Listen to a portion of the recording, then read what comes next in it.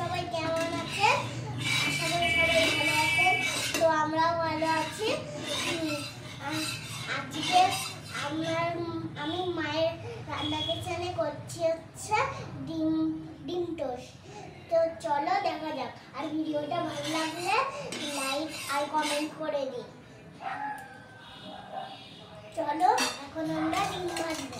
মা আমি ডিমটা এর মধ্যে কড়াইয়ের মধ্যে দিয়ে দিচ্ছে। আমি ডিম উল্টে পাল্টে ভাজবো।